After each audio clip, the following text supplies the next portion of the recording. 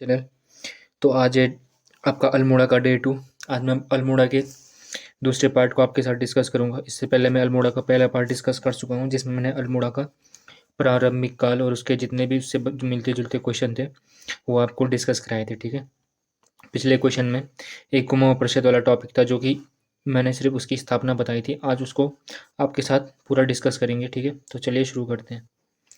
पहला क्वेश्चन है पहला क्वेश्चन है कि कुमाऊं परिषद की स्थापना मंझला नैनीताल में कब की जाती। ठीक है, तो कुमाऊं परिषद की स्थापना की जाती है कब? मंझला नैनीताल में 1930 में। ठीक है, तो क्वेश्चन बनता है कि कुमाऊं परिषद की स्थापना की क्यों गई थी। ठीक है, तो आपको पता है कि 1912 में कुमाऊं कांग्रेस की स्थापना होती है। कहाँ पे? आपके कुमाऊं गढ़वाल में। ठीक है, कुमाऊं कांग्रेस की स्थापना होती है आपके कुमाऊं में, जो कि आपकी आईएनसी यानी कि इंडियन नेशनल कांग्रेस की एक ब्रांच थी। कौन सी? कुमाऊं कांग्रेस। ठीक है, बट जो एक कुमाऊं कांग्रेस थी ये अपना काम प्रॉपरली कर नहीं रही थी, क्योंकि कुमाऊं कुमाऊं कांग्रेस क्या कर रही थी? सिर्फ राष्ट्रीय मुद्दों को ही हाईलाइटेड कर रही थी, बट जो क्षेत्रीय मुद्दे थे, जैसे कि आपका वनों से रिलेटेड मुद्दे हो गए, आपका कुली बेगार हो गया, ये सारे मुद्दे थे जो कि क्षेत्रीय तौर पे काफ़ी गंभीर थे, पर इन पे कोई भी एक्शन नहीं ले रही थी। कौन सी? आपकी कुमाऊं कांग्रेस। ठीक है, इसी के लिए कुमाऊं के जो लीडर्स होते हैं वो क्या करते हैं? 1916 में कि कुमाऊं परिषद की स्थापना करते हैं, जो जिसका काम क्या था? क्षेत्रीय मुद्दों को हाईलाइट करके उनको निपटाना। ठीक है, तो ये काम था किसका? कुमाऊं परिषद का। तो कुमाऊं परिषद की स्थापना कब होती है? क्वेश्चन बनेगा तो 30 सितंबर 1916 को मझड़ा नैनीताल में कुमाऊं परिषद की स्थापना होती है। ठीक है, और कुमाऊं परिषद से हर पेपर में एक या दो क्वेश्चन बन रहे हैं। ठीक है, मतलब हर पेपर में एक एक पेपर छोड़ के क्वेश्चन बन रहे हैं, तो इसलिए ये टॉपिक आपके लिए बहुत इंपॉर्टेंट है। ठीक है, अब कुमाऊं परिषद की स्थापना तो हो जाती है कब? आपके 1916 में। ठीक है, कौन करता है? नारायण दत्त छिमवाल की अध्यक्षता में कुमाऊं परिषद की स्थापना हो जाती है, बट इसके अधिवेशन शुरू होने होते हैं एक साल बाद। ठीक है, तो इसका पहला अधिवेशन होता है आपका कब? 1917 में इसका पहला अधिवेशन होता है। आपको ध्यान रखना है कहाँ होता है? आपका अल्मोड़ा में होता है। ठीक है, और इसकी अध्यक्षता कौन करते हैं? आपके जयदत्त जोशी करते हैं। कुमाऊं परिषद के पहले अधिवेशन की अध्यक्षता कौन करते हैं? आपके जयदत्त जोशी करते हैं। ठीक है, तो आपको पहले अधिवेशन सिर्फ इतना ध्यान रखना है कि इसकी पहला अधिवेशन कब हुआ था? इसकी स्थापना का एक साल बाद, यानी कि 1917 में इसका पहला अधिवेशन हुआ था। आपको ध्यान रखना है कि कहाँ हुआ था? आपके अल्मोड़ा में हुआ था। ठीक है, और कौन इसकी अध्यक्षता करता है? आपके जयदत्त जोशी इसकी अध्यक्षता करते हैं। तो आपको सिर्फ यहाँ से मेनली 3 पॉइंट याद रखने हैं। डेट और कहाँ हुआ था, प्लेस याद रखना है, और अध्यक्षता किसने की थी, यानी कि किस व्यक्ति ने अध्यक्षता की थी, आपको ये याद रखना है। ठीक है, पहला अधिवेशन खत्म, यहाँ से कुछ इतने इंपॉर्टेंट पॉइंट नहीं है। सेकंड पे चलते हैं। दूसरा अधिवेशन हुआ था आपका कब? 1918 में हुआ था। ठीक है, एक साल बाद 1918 में दूसरा अधिवेशन होता है। कहाँ होता है? आपके हल्द्वानी में होता है। ठीक है, इसकी अध्यक्षता कौन करते हैं? आपका तारादत्त गहरोला इसकी अध्यक्षता करते हैं। ठीक है, इससे भी इतने कुछ इंपॉर्टेंट पॉइंट नहीं है, सिर्फ आपने ध्यान रखना दूसरा अधिवेशन कब होता है? 1918 में होता है। कौन कहाँ होता है? हल्द्वानी में होता है। कौन इसकी अध्यक्षता करते हैं? तारादत्त गहरोला इसकी अध्यक्षता करते हैं। ठीक है, अब बात करें तीसरे अधिवेशन की, तो तीसरा अधिवेशन होता है आपका कब? 1919 में। कहाँ होता है? आपके कोटद्वार में होता है। अब यहाँ से क्वेश्चन बनने शुरू होते हैं। ठीक है, क्वेश्चन ऊपर से बनेंगे, पर यहाँ से इंपॉर्टेंट है, इसलिए क्वेश्चन बनने के ज़्यादा चांस है। कुमाऊं परिषद का पहला अधिवेशन कौन सा था? जो गढ़वाल में होता है। तो आपका तीसरा अधिवेशन था जो कि गढ़वाल यानी कि कोटद्वार में होता है। ठीक है, कब होता है? 1919 में होता है। कौन इसकी अध्यक्षता करते हैं? आपके बीडी जोशी करते हैं। ठीक है, बद्रीदत्त जोशी इसकी अध्यक्षता करते हैं। ठीक है, आपको उनका नाम भी ध्यान रखना है, अध्यक्ष भी इंपॉर्टेंट है।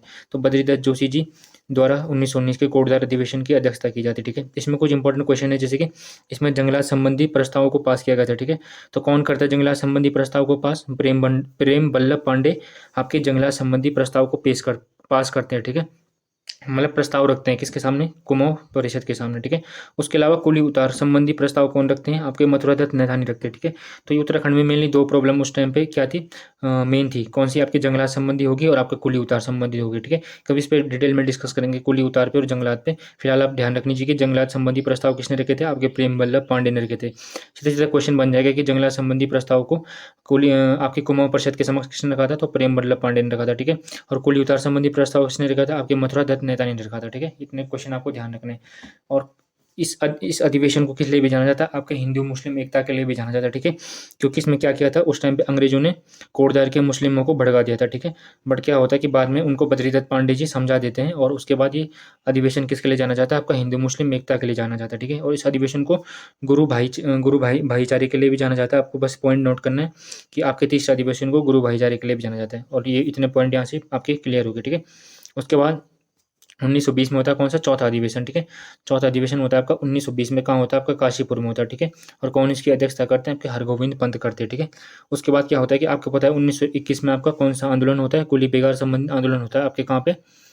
आपके बागेश्वर में होता है। ठीक है, और बागेश्वर में जब रजिस्टरों को बहा दिया जाता है, किसके? कुली बेगार संबंधी रजिस्टरों को सरयू नदी में बहा दिया जाता है, किसके द्वारा? बद्रीदत्त पांडे जी के द्वारा। तो उसके बाद मतलब जो कुली बेगार की जो समस्या थी वो ऑलमोस्ट खत्म हो जाती है। ठीक है, उसके बाद इसकी कोई जो इसका अधिवेशन थी उसकी इतनी जरूरत नहीं होती, ठीक है। उसके बाद इसका 5वां अधिवेशन होता है इसके 3 साल बाद, यानी कि 1923 में कहाँ होता है आपका टनकपुर में होता है, ठीक है। और कौन इसकी अध्यक्षता करते हैं, बद्रीदत्त पांडे इसकी अध्यक्षता करते हैं, ठीक है।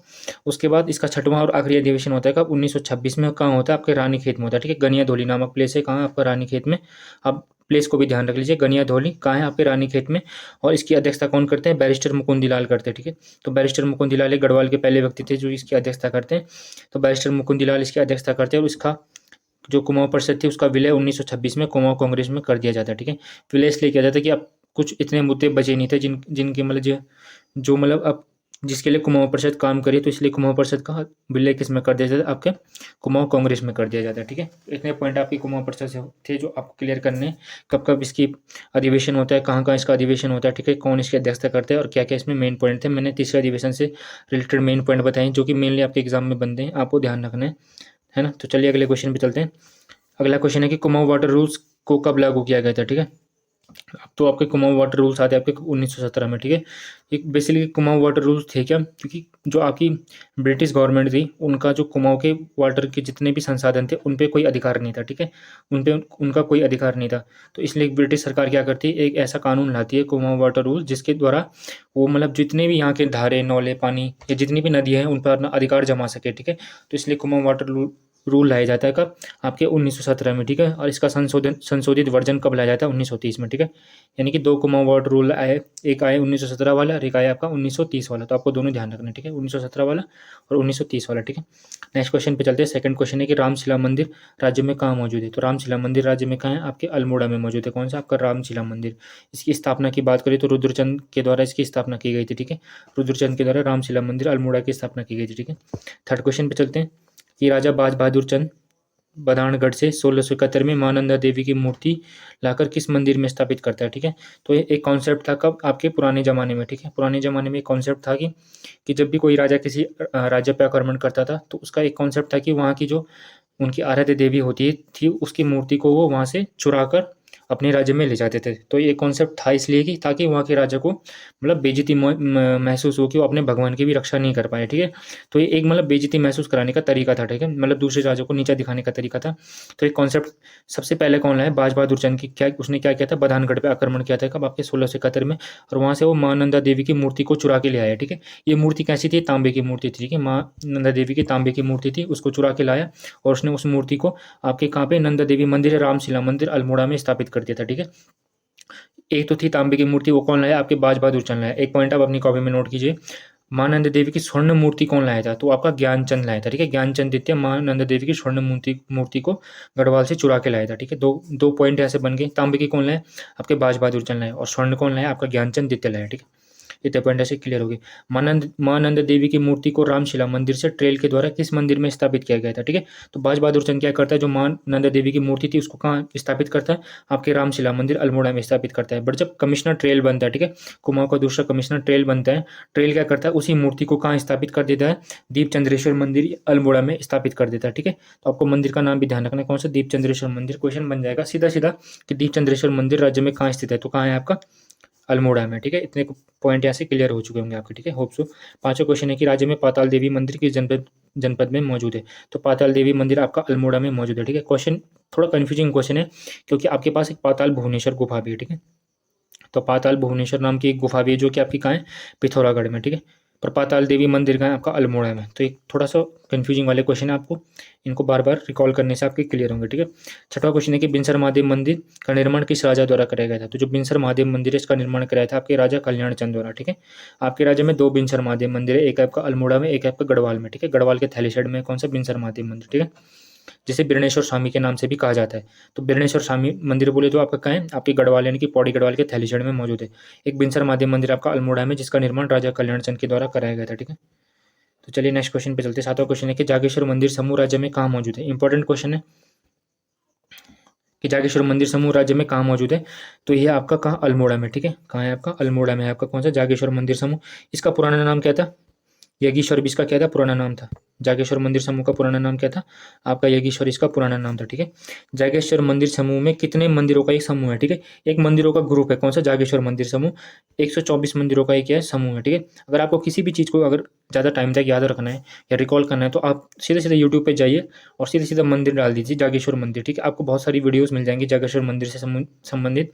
आप देख लीजिए, 9-10 मिनट का कोई भी ब्लॉग होगा छोटा सा ना बनाया होगा तो आप देख लीजिए, क्योंकि आप जितनी चीज़ों को ज़्यादा से ज़्यादा देखेंगे आपको रिकॉल रहेंगे, ठीक है।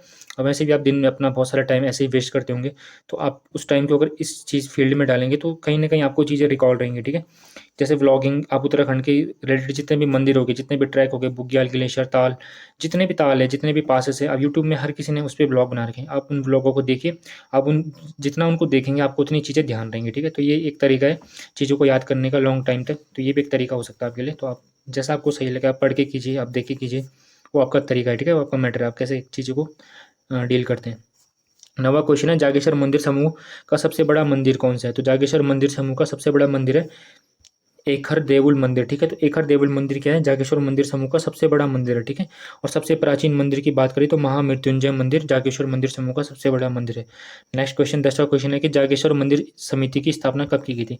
तो जागेश्वर मंदिर समिति यानी कि किसी भी मंदिर के लिए एक समिति होती है, ठीक है। उस समिति का काम क्या होता है, उस मंदिर की देखभाल करना, उस मंदिर में पूजा कराना, उस मंदिर में जितने भी जीर्णोद्धार का काम होते हैं वो सब कराना किस का काम होता है, मंदिर समिति का काम होता है। तो जागेश्वर मंदिर समिति की स्थापना कब होती है, आपके 1914 में होती है, ठीक है। जागेश्वर मंदिर में की किस चंद राजा की मूर्ति स्थापित है। तो ये अष्टधातु मूर्ति है, किस चंद राजा की, तो है आपका दीपचंद और तिरमल चंद, ठीक है। दो आपके चंद राजा जिनकी अष्टधातु मूर्ति जागेश्वर मंदिर समूह में, ठीक है। नेक्स्ट क्वेश्चन, 12वां क्वेश्चन, जागेश्वर मंदिर को भू, ये को है, ठीक है, का नहीं है, को भू अभिलेखों में क्या नाम मिला है, ठीक है। तो जागेश्वर मंदिर समूह को भू अभिलेखों में नाम मिला है क्या, पट्टी पूर्ण। तो पट्टी पूर्ण किसका नाम है, भू अभिलेखों में जागेश्वर मंदिर समूह का है, ठीक है। पुराणों में इस मंदिर को क्या कहा गया, हाटकेश्वर मंदिर कहा गया है जागेश्वर मंदिर समूह को पुराणों में, ठीक है। 2 पॉइंट ऐसे क्लियर हुए, भू अभिलेखों में क्या मिला, पट्टी पूर्ण मिला, पुराणों में क्या मिला, हाटकेश्वर मिला। तो इतने पॉइंट यहाँ से आपके क्लियर हुए, ठीक है। तो अगले क्वेश्चन पे चलते हैं। 13वां क्वेश्चन है कि जागेश्वर धाम बेसिकली किस नदी के तट पे मौजूद है। जो आपका जागेश्वर धाम है आपके जटागंगा नदी के तट पे, ठीक है। तो ये भी पॉइंट आपने ध्यान रखना है कि जागेश्वर मंदिर किस नदी के तट पे, आपके जटागंगा नदी के तट पे, ठीक है। अगला क्वेश्चन है कि हरियाटॉप नामक पर्यटक स्थल किस मंदिर के नज़दीक मौजूद है। तो जो हरियाटॉप नामक पर्यटक स्थल है आपके जागेश्वर मंदिर के समूह मौजूद है, यानी कि जहाँ पे ये मंदिर होगा उसके कहीं ऊपर पे हरियाटॉप नामक एक पर्यटक स्थल होगा, ठीक है। राज्य में टिपुया गुफा मौजूद है। तो राज्य में जो टिपुया गुफा है कहाँ है, आपके वृद्ध जागेश्वर मंदिर समूह के निकट है, ठीक है। कौन से, टिपुया गुफा, ठीक है। नेक्स्ट क्वेश्चन है कि कुमाऊं में न्याय के देवता माने जाते हैं। तो कुमाऊं में न्याय के देवता माने जाते हैं आपके चिताई के गोलू महाराज, ठीक है। तो चिताई के गोलू देवता आपके क्या न्याय के देवता माने जाते हैं, ठीक है। तो जिसको भी मतलब न्याय नहीं मिलता वो क्या करता है, गोलू देवता में जाता है, मंदिर में जाता है और वहाँ अपनी न्याय की एक चिट्ठी लिख के आता है और वो उसको मतलब मंदिर में कहीं बांध देता है, ठीक है। तो इसलिए कुमाऊं ये न्याय के देवता माने जाते हैं किसको, गोलू देवता को, ठीक है। और गोलू देवता के मंदिर आपके बहुत सारी जगह में है कुमाऊं में, जैसे मेनली आपका चिताई हो गया, आपके घोड़ाखाल में भी गोलू देवता का मंदिर है जितना मेरे को पता है। और कुमाऊं में बहुत सारी वेरियस जगहों में गोलू देवता के मंदिर स्थित है, ठीक है। तो इनको कुमाऊं में न्याय का देवता माना जाता है किसका, गोलू देवता को, ठीक है। बात करें गढ़वाल में, तो गढ़वाल में भी एक न्याय के देवता है, ठीक है। गढ़वाल में भी न्याय के देवता है जिनका मंदिर आपके उत्तरकाशी में स्थित है, ठीक है। उत्तरकाशी में इनका मंदिर मौजूद है, इनका नाम है पोखू देवता का मंदिर, ठीक है, पोखू देवता। तो इनको भी बेसिकली उत्तरकाशी में पोखू देवता को न्याय का देवता माना जाता है, ठीक है। और गढ़वाल की बात करें तो कौन हो गया आपका पोखू देवता, और कुमाऊं की बात करें तो आपका ग्वाल देवता या गोलू देवता, ठीक है। राज्य में गणनाथ मठ किस जनपद में मौजूद है। तो आपका गणनाथ मठ है वो कहाँ है, आपका अल्मोड़ा में, ठीक है। 18 क्वेश्चन है, कटारमल सूर्य मंदिर राज्य में कहाँ मौजूद है। तो जो कटारमल सूर्य मंदिर है या आपके अल्मोड़ा में मौजूद है, ठीक है, कटारमल सूर्य मंदिर। और जो कटारमल का सूर्य मंदिर है आपके भारत का सेकंड बिगेस्ट मंदिर है, ठीक है। पहला कौन सा हो गया आपका कोणार्क का सूर्य मंदिर, उड़ीसा वाला। सेकंड हो गया आपका कटारमल सूर्य मंदिर, ठीक है। मानस खंड में इसको बड़ा आदित्य सूर्य मंदिर भी कहा गया, ठीक है। तो मानस खंड में इसी मंदिर को बड़ा आदित्य सूर्य मंदिर भी कहा गया है, किसको, कटारमल सूर्य मंदिर को। इसका एक काष्ठ निर्मित दरवाजा है, लकड़ी का दरवाजा, जिसको दिल्ली संग्रहालय में सुरक्षित रखा गया है, ठीक है। इस मंदिर के जीर्णोद्धार की बात करें तो कौन करता है, आपका बाज बहादुर चंद करता है, ठीक है। और ये किस नदी के तट पे, आपके कोसी नदी के तट पे कौन सा, आपका कटारमल का सूर्य मंदिर। ये और कटारमल का सूर्य मंदिर आपकी कोसी नदी के तट पे। एक क्वेश्चन बनता है कि कटारमल सूर्य मंदिर है, राज्य में जितने भी सूर्य मंदिर है उससे किस राजवंश का यहाँ प्रमाण मिलता है, तो शक राजवंश का राज करने का प्रमाण मिलता है उत्तराखंड में इन सूर्य मंदिरों से। ठीक है, ये क्वेश्चन आपके परीक्षा वाणी के और परीक्षा वाणी के जितने भी क्वेश्चन है वो आपके लिए very very most important question है, क्योंकि वो वीवीआईपी इसलिए क्योंकि परीक्षा वाणी से बहुत सारे क्वेश्चन बनते हैं और सीधे सीधे फैक्ट आधारित क्वेश्चन बनते हैं, तो आपको परीक्षा वाणी के क्वेश्चन एकदम याद रखने हैं। ठीक है, तो किस राजवंश का प्रमाण मिलता है, आपका शक राजवंश का प्रमाण मिलता है। ठीक है, झंकार सेम मंदिर जिनको देवदार वृक्षों का रक्षक माना जाता है राज्य में कहाँ है, तो ये झंकार सेम मंदिर आपका कहाँ है, आपके अल्मोड़ा में। ठीक है, और सेम मंदिर से आपने एक अंदाजा लगा दिया कि नागराज देवता का मंदिर है। ठीक है, जैसे सेम हो गया, मोया, ये सारे सेम मंदिर किसके, नाग देवता के मंदिर है। ठीक है, नेक्स्ट क्वेश्चन है कि अल्मोड़ा मौजूद सोमेश्वर मंदिर की स्थापना किस चंद राजा द्वारा की गई थी, तो अल्मोड़ा स्थित सोमेश्वर मंदिर की स्थापना आपके सोमचंद के द्वारा की गई थी। ठीक है, सोमचंद को आपका चंद्रवंश का संस्थापक भी माना जाता है। ठीक है, हिमालय की द्वारिका किस मंदिर समूह को कहा जाता है, तो द्वाराहाट मंदिर समूह को आपकी हिमालय की द्वारिका कहा जाता है। ठीक है, इतने पॉइंट आपने ध्यान रखने हैं। द्वाराहाट मंदिर समूह का सबसे बड़ा मंदिर कौन सा है, तो आपका गुजरदेव मंदिर है। किसका, द्वाराहाट मंदिर समूह का सबसे बड़ा मंदिर कौन सा है, आपका गुजरदेव मंदिर है। ठीक है, नेक्स्ट क्वेश्चन है कि अल्मोड़ा के बद्रीनाथ मंदिर का निर्माण किस चंद राजा के द्वारा कराया गया था। ठीक है, तो अल्मोड़ा में एक बद्रीनाथ मंदिर है। ठीक है, इसका निर्माण किसने कराया था, आपके बाज बहादुर चंद ने कराया था। कब कराया था, आपके 1640 में कराया था। ठीक है, नेक्स्ट क्वेश्चन है अल्मोड़ा के उद्योग चंद्रेश्वर मंदिर का निर्माण किस चंद राजा के द्वारा कराया था, नाम से पता चल रहा है कि उद्योग चंद ने आपके उद्योग चंद्रेश्वर मंदिर का निर्माण कराया था। ठीक है, राज्य में मुरली मनोहर मंदिर कहाँ मौजूद है। ठीक है, तो हमारे राज्य में मुरली मनोहर मंदिर मौजूद है आपके कहाँ, अल्मोड़ा में। ठीक है, इसके निकट ही आपका रामकृष्ण कुटीर मौजूद है। ठीक है, 1916 में इसकी स्थापना किसने की थी, स्वामी विवेकानंद के गुरु भाई स्वामी तुरानंद के द्वारा। ठीक है, तो क्वेश्चन बनेगा कि रामकृष्ण कुटीर राज्य में कहाँ मौजूद है, आपके अल्मोड़ा में मौजूद है। कब इसकी स्थापना होती है, 1916 में होती है। कौन करते हैं, स्वामी तुरानंद, जो कि कहते हैं स्वामी विवेकानंद के गुरु भाई थे। ठीक है, राज्य में डोल आश्रम कहाँ मौजूद है, तो राज्य में डोल आश्रम आपके अल्मोड़ा में मौजूद है। कल्याण दास जी महाराज द्वारा इसकी स्थापना की गई थी। इंपॉर्टेंट है डोल आश्रम। ठीक है, ध्यान रखना आपने। राज्य में हैड़ा खान मंदिर मौजूद है, तो राज्य में हैड़ा खान मंदिर है वो क्या है, आपके रानीखेत में। ठीक है, रानीखेत के निकट कुछ अन्य मंदिर है, फेमस मंदिर है, झूला देवी मंदिर फेमस मंदिर है, आपने ध्यान रखना है। मनकामेश्वर मंदिर भी आपका कहाँ है, अल्मोड़ा में। ठीक है, और कहाँ है, रानीखेत में। स्पेसिफिक जगह बोले तो रानीखेत में। राज्य में शारदा मठ मौजूद है, तो राज्य में शारदा मठ मौजूद है कहाँ पे, आपके कसार देवी मंदिर परिसर में। ठीक है, और 1998 में यहाँ विवेकानंद जी आते हैं कहाँ पे, आपके शारदा मठ में। ठीक है, और कसार देवी मंदिर परिसर में। कसार देवी मंदिर किस चोटी पे मौजूद है, तो कसार देवी मंदिर मतलब मंदिर का है आपका अल्मोड़ा में। ठीक है, और कसार देवी मंदिर किस चोटी पे, कश्यप चोटी पे। क्वेश्चन प्रीवियस ईयर क्वेश्चन है, चोटी से क्वेश्चन बनते हैं कसार देवी मंदिर किस चोटी पे मौजूद है, तो आपका कश्यप चोटी पे मौजूद है। कौन सा, आपका कसार देवी मौजूद। ठीक है, इसके निकट ही क्या है, एक क्रैंक रिंच है और एक वैन एलन बेल्ट है, किसके निकट, कसार देवी मंदिर के मौजूद। बोला जाता है कि कसार देवी मंदिर के निकट क्या है, एक मैग्नेटिक फील्ड जनरेट होता है। ठीक है, मैग्नेटिक फील्ड जनरेट होता है और ये मेडिटेशन के लिए बेस्ट मंदिर माना जाता है। कौन सा, आपका कसार देवी मंदिर। इसलिए यहाँ क्या होता है, आपके विवेकानंद जी आते हैं। ठीक है, राज्य में शाही देवी मंदिर कहाँ मौजूद है, तो नेक्स्ट क्वेश्चन है कि राज्य में शाही देवी मंदिर मौजूद है आपके कहाँ पे, आपके अल्मोड़ा के शीतला खेत में। ठीक है, तो अल्मोड़ा के शीतला खेत में आपका कौन सा मंदिर मौजूद है, आपका शाही देवी मंदिर। आपने पॉइंट यहाँ से ध्यान रखना है। होप्स आपको वीडियो पसंद आए, तो वीडियो पसंद आए तो प्लीज़ वीडियो को लाइक कीजिएगा, चैनल को शेयर कीजिए, चैनल को सब्सक्राइब कीजिएगा और वीडियो को भी शेयर कीजिएगा। Thank you for watching.